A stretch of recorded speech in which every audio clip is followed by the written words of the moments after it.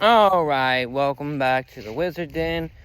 Today, I'm going to be talking about why you should be modifying other systems to fit you rather than modifying yourself to fit the other systems.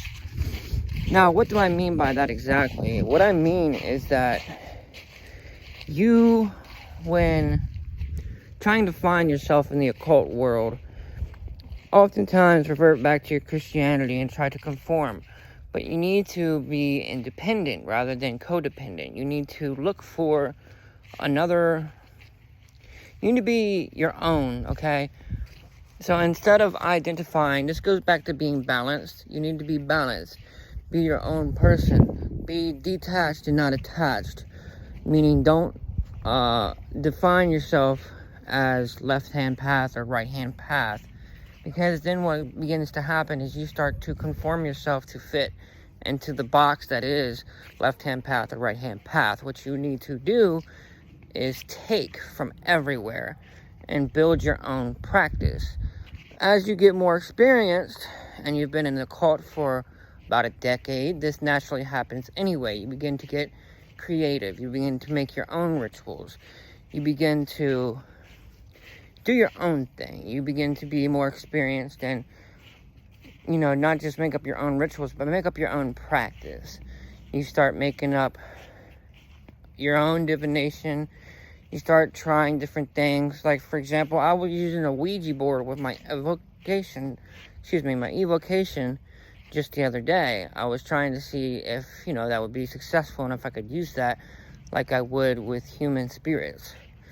You start to try things. You start to mess around and experiment. And that's the biggest thing with the occult. It's all about practice and it's all about experimentation. See what works for you. See what works in general. Make your own practice. Everybody is different. So it's not going to be one shoe fits all. One size fits all. It's not going to work that way. You need to make a practice based on you. Be independent. Be yourself. Be a leader, not a follower. Don't follow these YouTubers. Don't even follow me. Just take my advice. Be your own person. Okay? Have discernment and figure out what works for you. So let's start with this. If you see on the left-hand path that something works for you, then you add that to your practice. If it does not work for you, you delete it from your practice.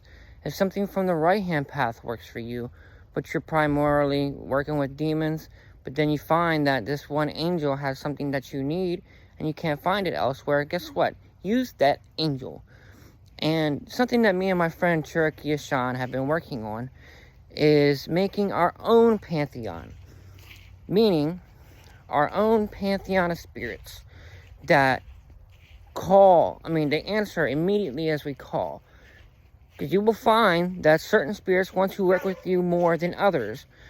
And those spirits are the ones that you should work with. You can get the most out of it. Rather than trying to work with spirits that do not want anything to do with you. So, we started building our own pantheon. We have made books. Or he has made books, excuse me. I've helped him on one. The thing that we're trying to do here is we're being independent. You do not want to fit inside of a box.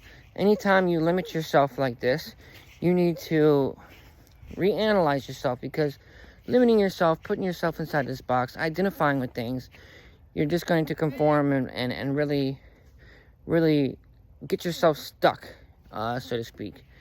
So, that's really all I have to speak about today. But you just don't want to conform. You don't want to start identifying with things, taking labels such as left-hand path or right-hand path, because then you're limiting yourself.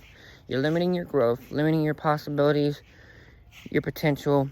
Your potential is much more than just that. You are more than left-hand path. You are, for example, me. I am Brian. I am an individual. I am infinitely more than just a left-hand path practitioner. I am left-hand path, right-hand path, middle. I am ceremonial magician. I am chaos magician. I am whatever works for me. Whatever works is what I am going to use, point blank, period. And that's what you should be doing too, period. You should never limit yourself. You should never confine yourself to a label. You should never confine yourself at all. You should always be growing, breaking the limit to the confinements of which you are normally processing yourself through, and keep it moving. But that's all I had to say today. So peace out. Everybody have a good day, and bye-bye.